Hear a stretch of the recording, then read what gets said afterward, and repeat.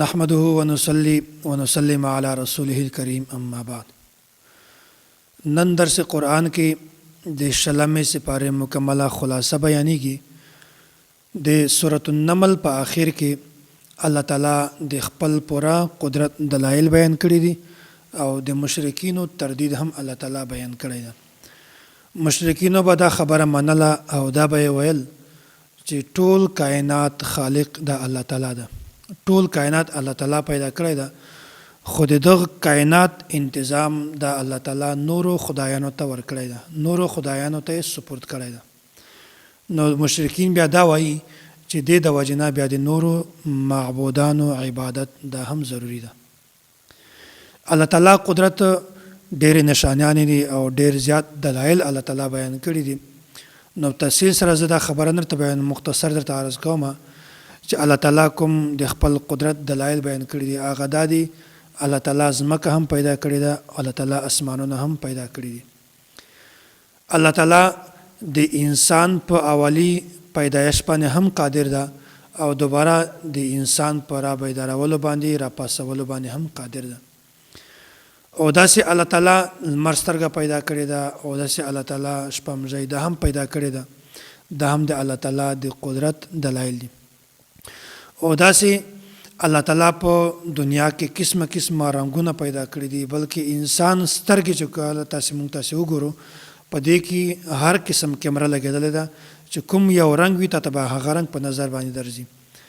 او داسې الله تعالی شنه باغونه پیدا کړي دي، ځمکې اسمانونه پیدا کړي دي او هر قسم خوشخبری راوړلو والے هواګانې الله تعالی پیدا کړي دي.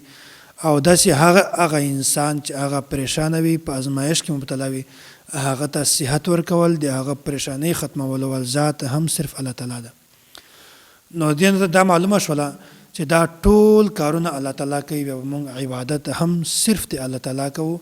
الله تعالی یو ذات ته د بل هیڅ شریک نشته، او که کوم یو سړی د الله تعالی سره څوک شریک کی په نامه کې یا په ذات کې یا په صفاتو کې، دا سړی د همیشه لپاره ناکام ده. بیا الله تعالی نبی علیه الصلاۃ والسلام ته تسلی ورکوي، انک لا تسمع الموتى، وای ته انسان ته هدایت نشي ورکولای، بس تا کوم کار چې دا هغه کوه، کار دا ده چې ته خلکو ته د دین دعوت رسوه، دته هدایت او طریقه لار ورخیا، او باقی هدایت ورکول دا د ما کار ده. او بیا هم ډیر داسې خلک به وي چې هغه به تا ته په دا لاره کې رکاوټ جوړوي، پریشانۍ به درکوي. د هغو د رکاوټونو پریشانۍ نه ځان باندې بوج ما اچوه، ځکه چې تا نه مخته هم څومره پیغمبران تیر شوي دي، هغو ټولو سره داسې پریشانۍ او داسې ازمایښتونه راغلي وو.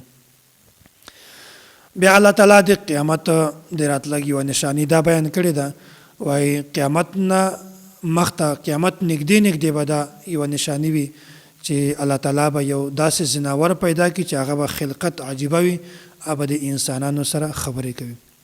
کله چې دا نشاني راشي بیا دنه دا معلومه شوله چې قیامت دا بالکل را نږدې ده. دا صورت ختم شو، مخته بل صورت ته سورۃ القصص. په دغه صورت کې الله تعالی د موسی علیه السلام واقعه په تفصیل سره بیان کړې ده، ابتدایي حالاتونه او داسې رسالت باندې چې کوم اعتراضات شوي دي الله تعالی د یغو جوابونه هم ورکړي دي. د دغه صورت په شروع کې د موسی علیه السلام واقعه بیان شوې ده، نتلو علیک من نبأ موسی وفرعون بالحق لقوم یؤمنون. دلته د موسی علیه السلام ابتدایي حالات بیان شوي دي. یو نجومی فرعون ته دا وویل، وای په بنی اسرائیلو کې به یو کس پیدا کیږي، هغه به د تا د ذات لپاره او د تا د سلطنت لپاره ډیر زیات نقصانی وي. بهرحال فرعون بیا بنی اسرائیلو بچیان د قتل کولو حکم ورکو. هغه د خپل ترتیب اختیار کړ چې یو کال به بچیان مړه کوي او یو کال به بچیان دا پرېږدي. بهرحال بیا موسی علیه السلام مور چې کومه وه دا ته د دې په زړه کې الله تعالی دغه القا وکړله، وایي ته په دې خبره باندې پریشانه کېږه، ما د تا به بچی وي او دا بچی بیا ته لوی وي، بیا په ده باندې پریشانۍ راځي، ازمایښتونه به راځي، تر څو پورې چې دته پریشاني نه وي راغلې، دته خطره نه وي راغلې، هغې پورې به ته د ده پرورش کوي، د ده حفاظت به کوي. او چې کله دته خطره لاحقه شي بیا به داسې وکړي چې دی به یو په صندوق کې بند کړي او اوبو ته به یې واچوي، دریابه ته به یې واچوي.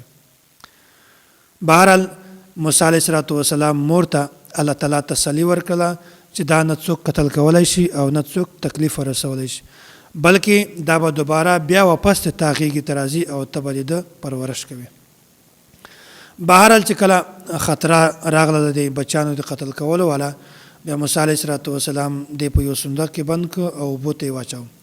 د سره د ده موسی علیه السلام خور هم روانه ده چې کله یو ځای ته ورسېدله د فرعون درباریان راغلل، هغه فرعون ته د موسی علیه السلام حاضر کړ.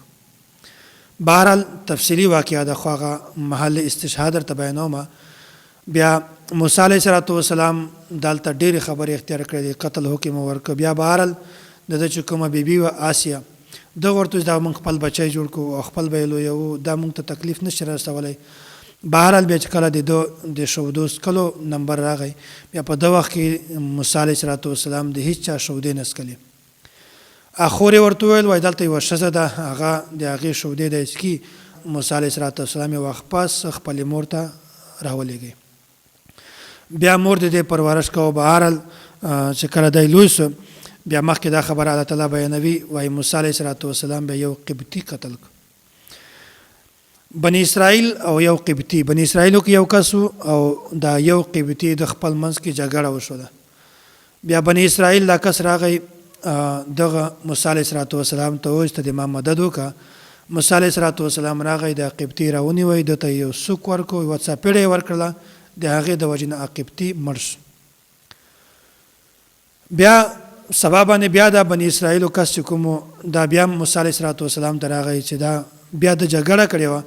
موسی علیه السلام نه د امداد وغوښت. موسی علیه السلام ورته وویل ته خو ماته شرارتي لیده شي، ته خپل شرارتي یو د پرون د چا سره جګړه کړې وه، نن د بیا بل کس سره جګړه کړې ده. بهرحال موسی علیه السلام چې کله دی رانیوه د مدد دپاره، بیا ده ورته وویل، دی ویرېدی، وایي تا خو پرون هم یو کس مړ کړی و، ته نن بیا ما قتل کوې. په دغه ځای کې بیا ټولو خلکو ته پته ولګېده چې د قبطي قاتل د موسی علیه السلام ده. موسی علیه السلام چې کله د دغه شهر نه ووتی او د مدین طرف ته د رجوع وکړله او دی په لاره کې روانو، بیا یو کس وجاء رجل من اقصى المدینة یسعى، بیا یو کس راغی، هغه ورته وویل موسی علیه السلام ته چې زه د تا خیرخوا یم او خلکو د تا د مرګ پلان کړی ده او ته د دغه شهر نه ووځه. موسی علیه السلام د مدین رخ وکړی، مدین طرف ته روان شي. بیا په دغه وخت کې دی د حضرت شعیب علیه السلام بستي ته ولاړی. بیا په لاره کې یو کوهی و، د یو کوهي نه خلکو اوبه رایستلې او خپلو ځناورو ته یې ورکولې. خو په دې ځای کې دوه جینکۍ داسې دي، جینۍ داسې ولاړې دي چې هغو سره خپل ځناور هم ولاړ دي او دوی هغه ته اوبه ورکوي، خو په نمبر کې ولاړ دي. موسی علیه السلام ورغی او دوی ته یې اوبه راویستلې او د دوی ځناور چې کوم هغو ته یې اوبه ورکړلې. بیا داسې وشول چې هغه دوه بچیانې چې کومې وې جینۍ، دا د شعیب علیه السلام لورانې وې. بیا چې کله دوی کور ته ولاړلې، شعیب علیه السلام ته مکمل تفصیل بیان کړي، داسې یو کس و ډېر زیات په طاقت کې ده او داسې دوی د موږ ځناورو ته اوبه ورکړلې. بیا شعیب علیه السلام خپلې بچی ته وویل چې ورشه دی ما خواته راوبوله. چې کله موسی علیه السلام راغی، بیا هغه بچی ورته وویل، وایي ته دی په اجرت باندې ځان سره ولګوه. او شعیب علیه السلام ورته وویل چې بس ته هېڅ یره مه کوه او ته د یوه ظالم بادشاه نه دلته راغلی وې، تا باندې هېڅ خوف نشته، بغیر به تکلفه بغیر به خوف نه زندګي تېروه. بیا هغه لور یې ورته وویل چې دی په اجرت باندې ولګوه، ځکه چې که چېرته طاقت غواړې طاقت هم په ده کې شته، او که چېرې داسې غواړې چې دا سړی د امانتداره وي نو دا امانتداره هم ده، امین ده. بهرحال شعیب علیه السلام دا ورته وویل، وایي زه تا ته خپله یوه لور په نکاح باندې درکوم، خو یو شرط ده. شرط دا ده چې ته به 8 کاله ته د ما مزدوري کوي، او که چېرته بیا ته 10 کاله هم مزدوري وکړي، هغه د تا خپله مرضي ده. بهرحال موسی علیه السلام دغه آفر قبول کو او ورته وویل چې بس صحیح ده، زه د تا د لور سره نکاح کوم او د ما خوښي ده که ما 8 کاله تا ته مزدوري کوله او که 10 کاله مې تا ته مزدوري کوله. نو دلته دا یوه خبره په ذهن کې کېنوئ، که چېرته د زړکیوال مور پلار دا د جنکۍ طرف ته راسي او د هغې نه رشته وغواړي، دا خو د موږ په معاشره کې چلیږي.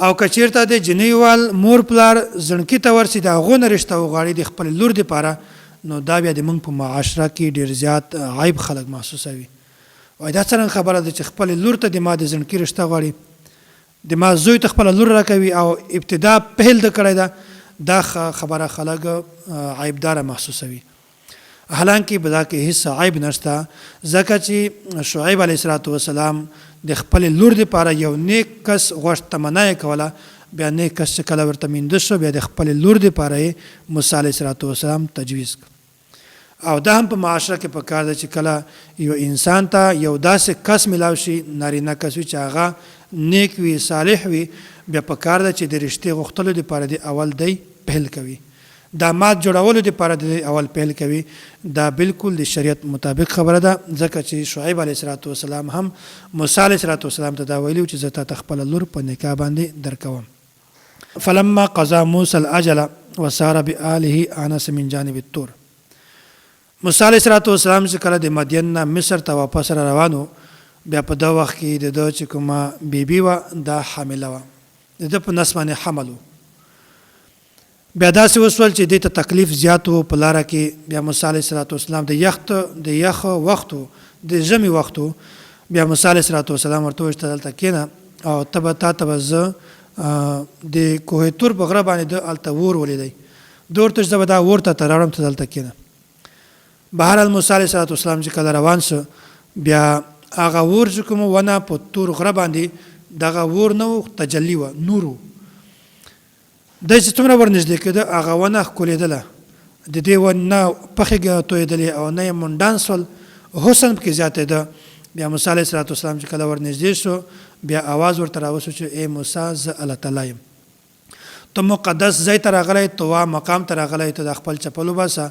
بیا موسی علیه السلام ورنږدې شو او موسی علیه السلام دلته مکالمه ورسره وکړله بیا موسی علیه السلام ته دلته نبوت ورکړه او موسی علیه السلام ته دلته معجزات هم ورکړل دا ټولې خبرې دلته بیان شوي دي بهرحال موسی علیه السلام بیا دلته د الله تعالی نه دا دعا وکړل چې یا الله ما معاون د ما ورور هارون دته نبوت ورکړه بیا الله تعالی د دعا قبول کړه هارون علیه السلام ته هم نبوت ورکړه او دوی دواړه بیا فرعون ته ولېږل داسې بیا د نبی علیه السلام په نبوت باندې دا هم دلیل ده چې رسول الله صلی الله علیه وسلم دا خبره نه د چا نه زده کړې وه او نه یې لیدلې وه بغیر به لیدلو نه نبی علیه السلام دا خبره بالکل د الف نه د یا پورې ټوله بیان کړله دغه نه دا معلومه شوله چې دا خبره نبی علیه السلام لیدلې نه وه په دغه وخت کې نه و خو بیا هم دا د وحی په ذریعه باندې نبی علیه السلام ته الله تعالی بیان کړې وه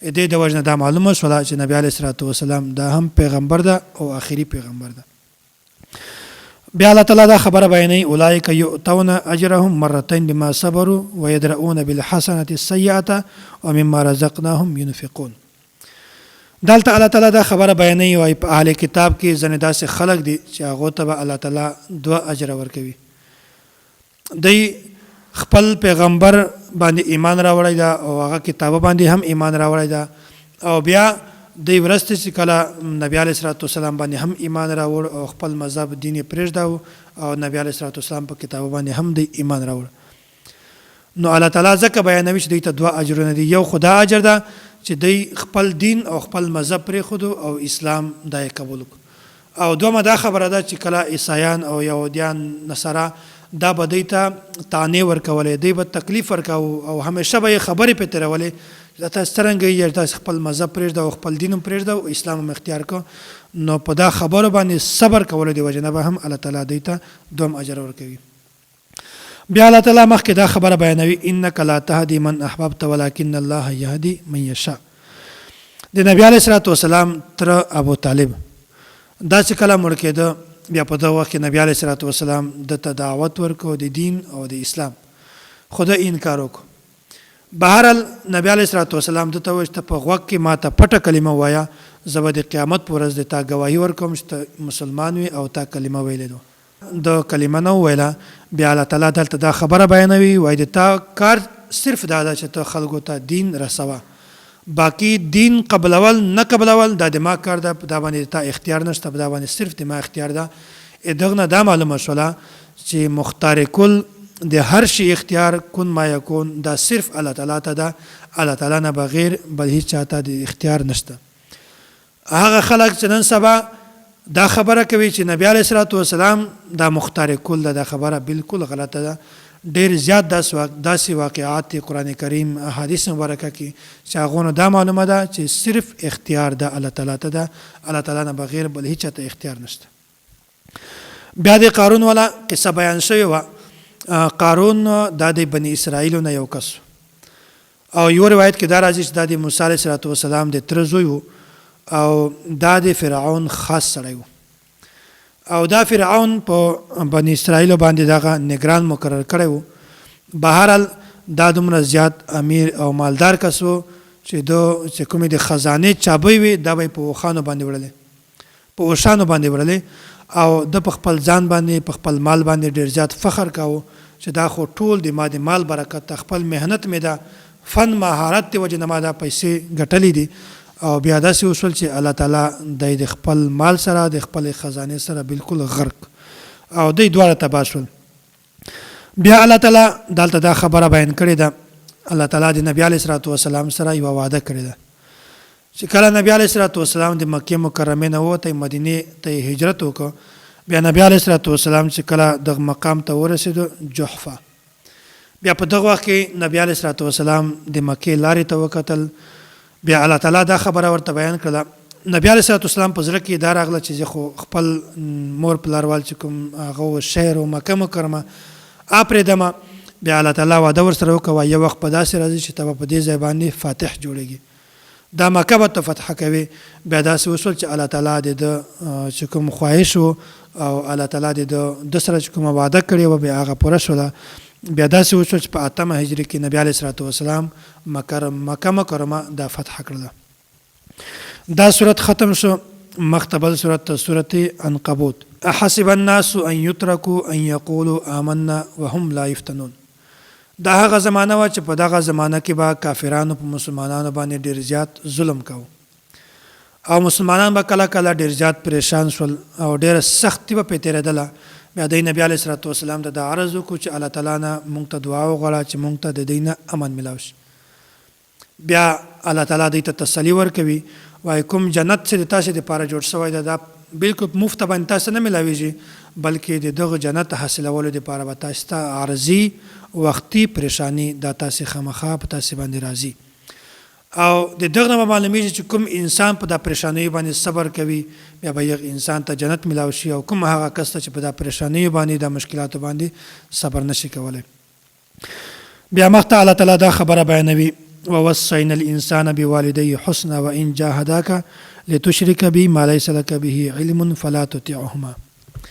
د اسلام په ابتدایي وخت کې ډېر داسې خلکو چې هغو بچیان به مسلمانانو اسلام به راوړ خو مور پلار یا پلار به اسلام نه راوړ.